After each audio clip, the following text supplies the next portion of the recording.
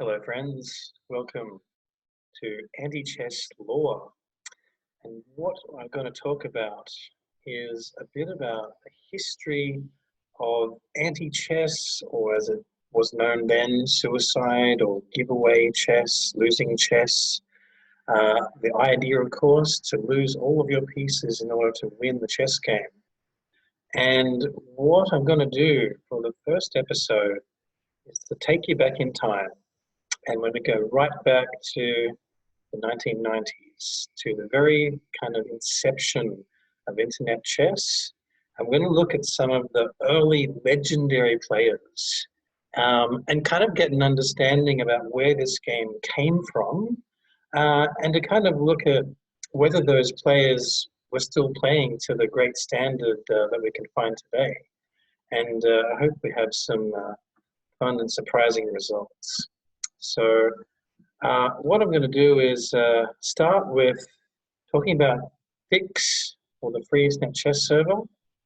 And this is an image of the start screen, which one might have found back in the 90s. And although I wasn't a player of suicide chess until around 2003 is probably when I first discovered it, I have talked to some players who were around in this time, sort of mid to late 90s, 1997-ish, and got their kind of thoughts and descriptions about what it was like to play at this time. So you can see on the screen here, this is the Fix interface called Winboard. These beautiful, ugly green colors here. And just to give you an idea about how it was played, I mean, in modern times, we can now play on our phones, we can play on iPads and have pre-moves and all of these beautiful displays, but the very early clients, such as this one, it probably did not even have drag move animation at its really early stages. So, you know, you'd kind of hold the pawn here and not even be able to see it, and then drop it kind of e3, I suppose, if we're playing anti-chess. e4 would not be a good opening move. And this is a little console window here where we can talk to players, seek games, and so on. And what you also might be able to see here, look at these 90s icons. So for some of you, it might be a real trip down memory lane. For others, you might think, what is this archaic,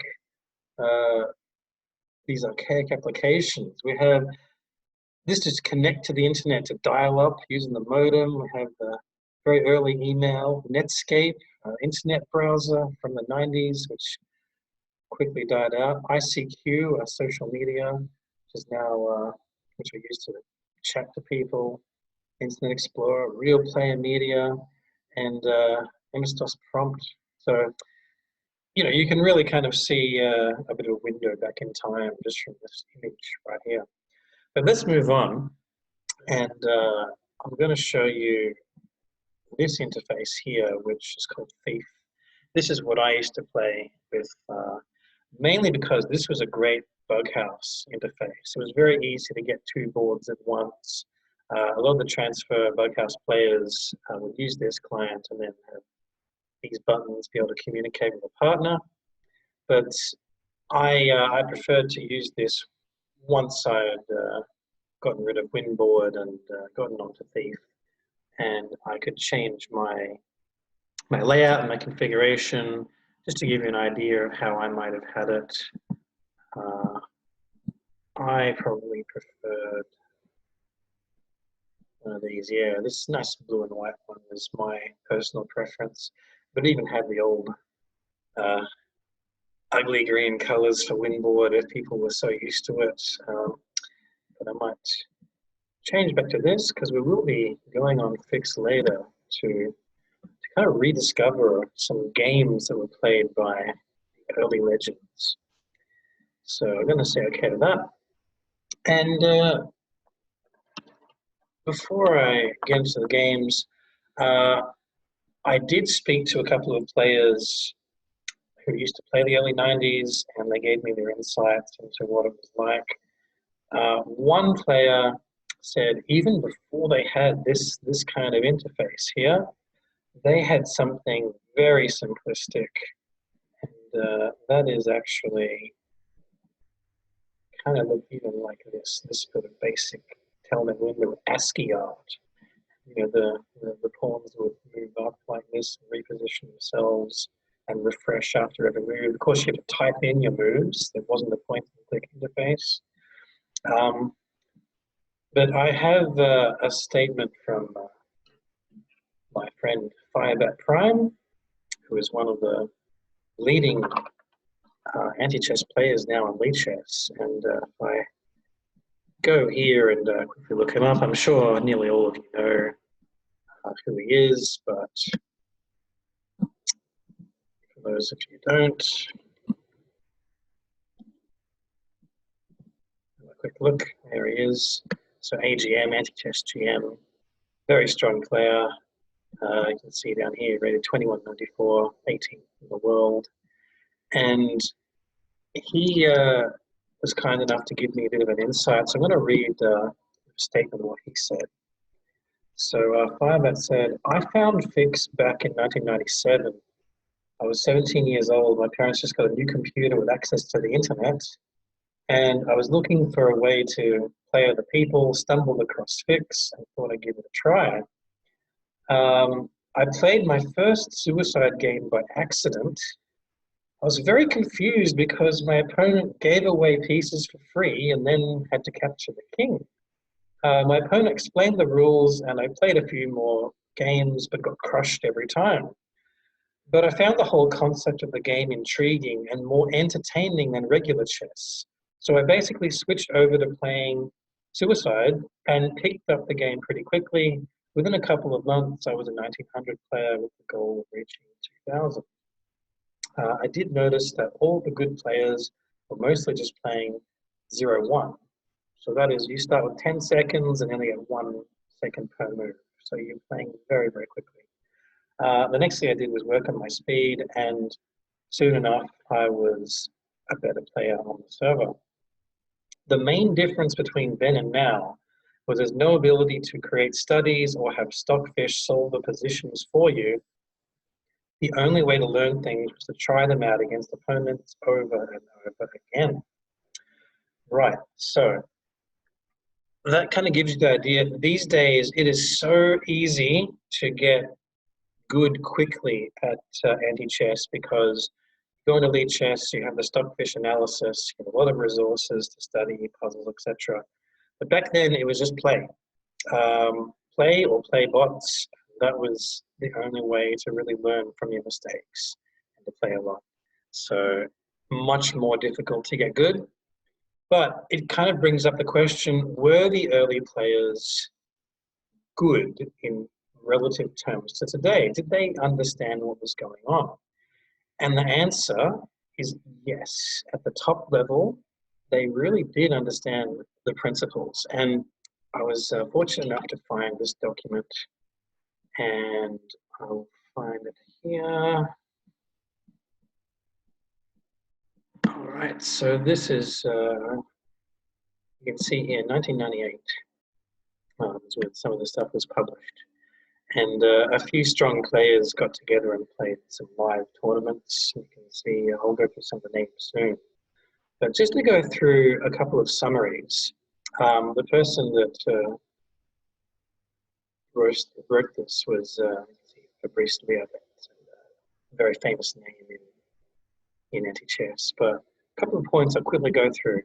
It's necessary to be very careful letting your bishop loose. Okay, we know that. Even beginners know this move.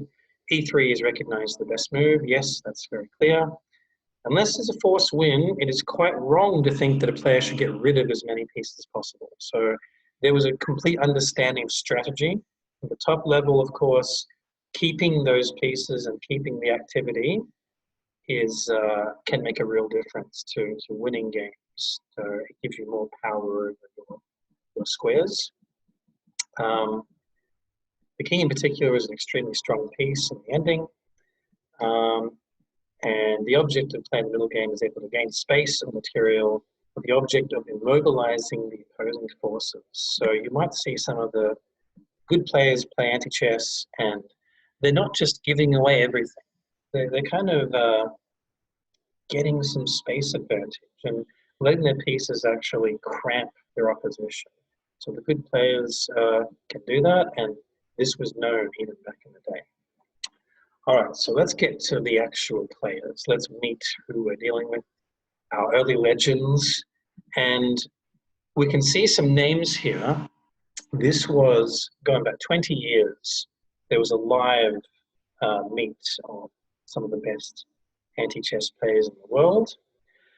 And we can see some names here. Tim Reynolds, obviously, that, Van Bosman, Vincent Vanderbilt, and so on. And what I'm going to talk about is a lot of these top players were on fix. And what I've managed to do is to find a couple of games from this period on fix and try to kind of talk about who these people were in terms of who was the best. Now, that's a very subjective thing when we go back 20 years ago. It's very hard to say, oh, this player was clearly the best when you have them all beating each other and a very new game and working out the theory.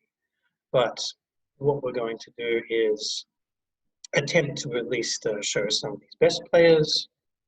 And I've started here. We can see a list of their handles. So I have the bit, Pioneer, Gold, Sandstrom, Juiced, AMN. And most of these names you just saw on that previous page playing that tournament. The ratings here, now, one thing to note is early ratings on fix were very inflated. So it looks very impressive saying 24, 2,500, but you know, that would not be the case today. That would be quite deflated, hundreds of points lower, especially with new ideas and theory coming in. But these players here, definitely the early legends. And there are three names above here, which after analyzing the games on Fix and looking at their records head to head, I've come to the conclusion that the top three might be a little bit better than the rest of them. But of course, this particular method is going to be, yes, slightly subjective, and we're going based on those early tournaments. But a lot of it is on those game-to-games and the records of what we have.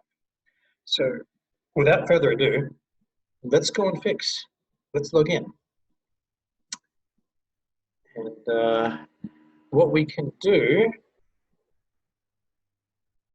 is actually find the records all still here. So just turn off sending CCADs. So I want to play a game while we're talking.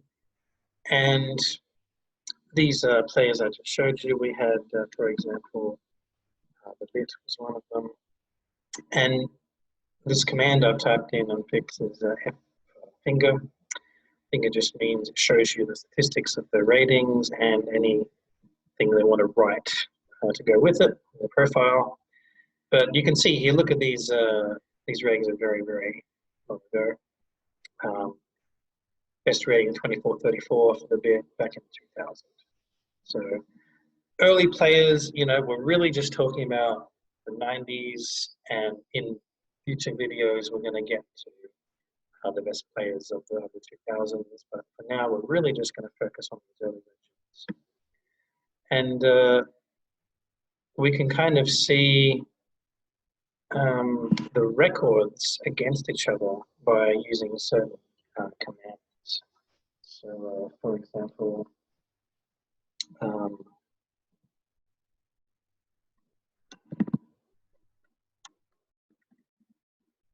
using this command will show me the record.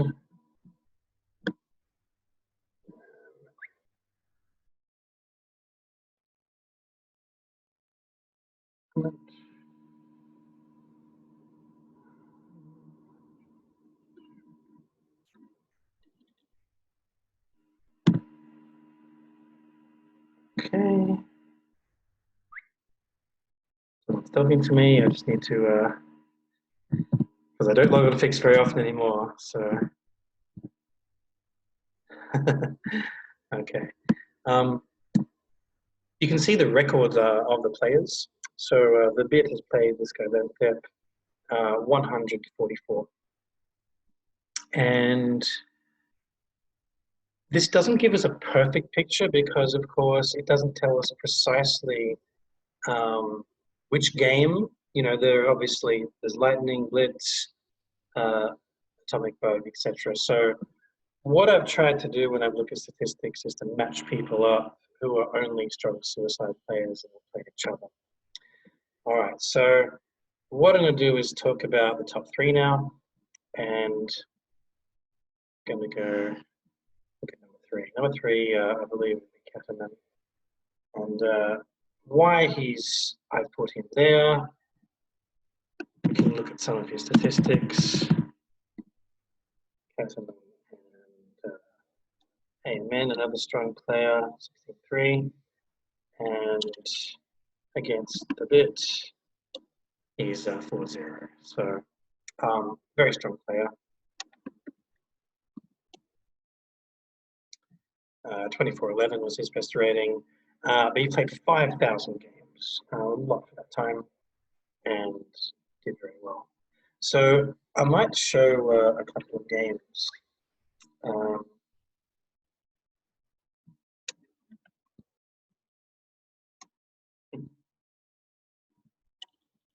Just tell my friend I'll talk to him later. Sorry, a bit of a celebrity.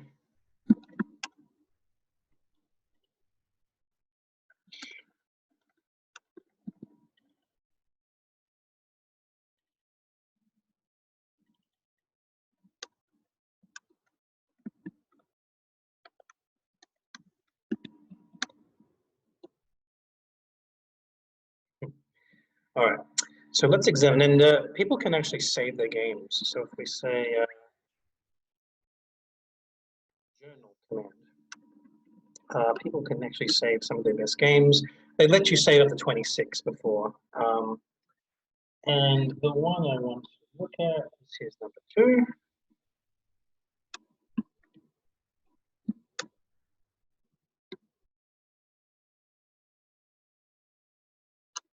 All right, so you can see Cadman's game against Pioneer. And of course, these ratings they look impressive, and we are still talking about some of the best players, but it would not be that bad today. All right, so we'll go through this game.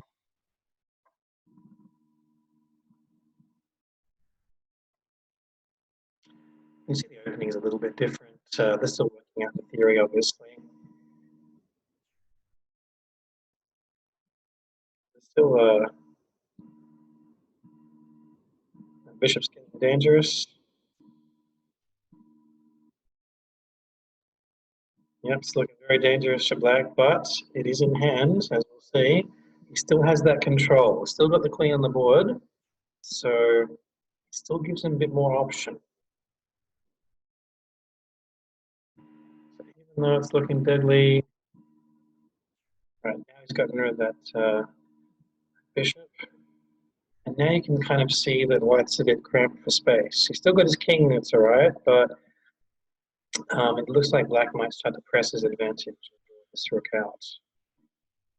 So now this rook is out, it's looking dangerous, and black's able to chess off in style.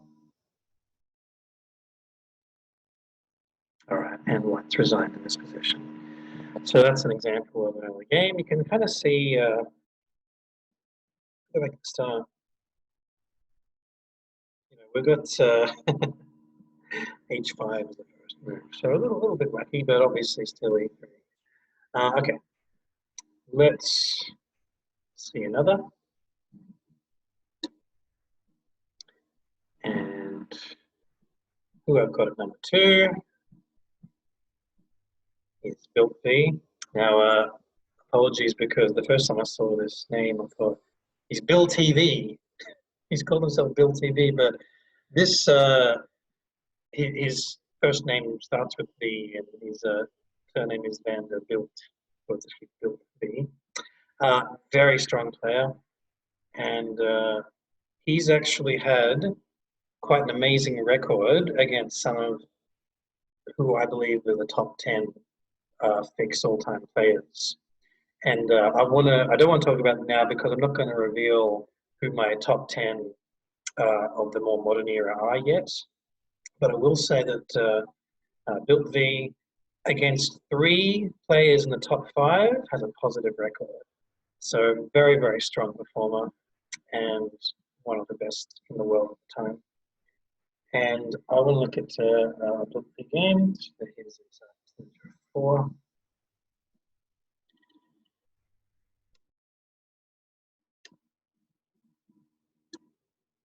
Okay, so again, the ratings, and he's playing a fellow called Nabla, who we'll might get to later. E3, 6, and yeah, pretty common theory. But we have this another little strange move of h4 here. So perhaps in this time, these h pawns, people were kind of keen to get rid of their rooks and to kind of get on with the game. Maybe they thought it was a bit too dangerous. So as we go along.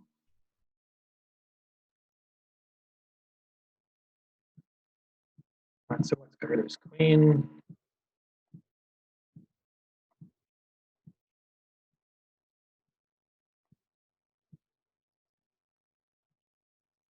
Right, still getting rid of the pieces.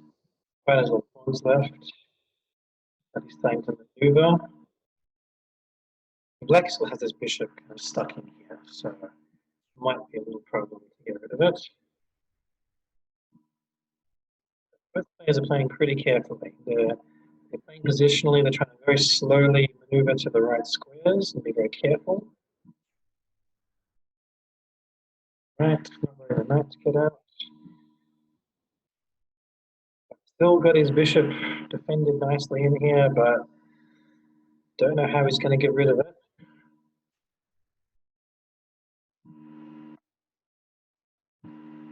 Right, Black's trying to use his king and cause some issues here.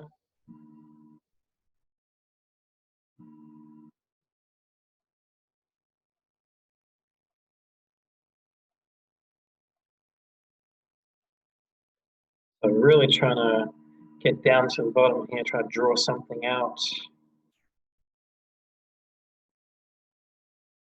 But White has his own plan now and uses his king very well. And now the mistake. Okay, he's let the bishop out. He's probably thought he's seen something safe, but as we see, going to be game over. Yeah, unfortunately, Black is blended right at the end there. It was always very difficult to see how that bishop was going to get out. So nice win from Bill B. And lastly, who's our number one early legend?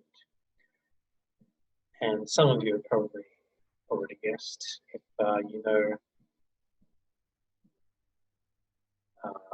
Nadler is obviously adept. So when I talked before about these standings here, you can see he is here on 6 equal seconds in the tournament. And these other names here, we can see the build that's built to be. Johan Bosman was the bit. I believe the Nagorko is probably AMN, another very strong player. So again, we have all of these very strong players here. Tim Remmel. So some of you might be wondering, well, hang on, how come you had Nabler at number one and not even mentioned Mr.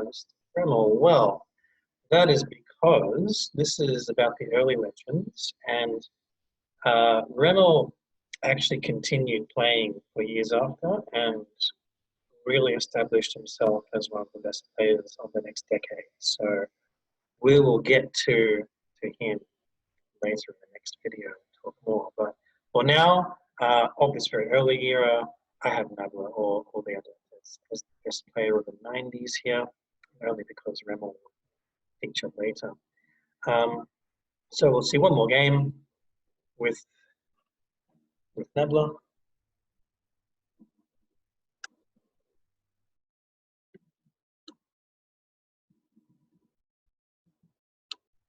Right.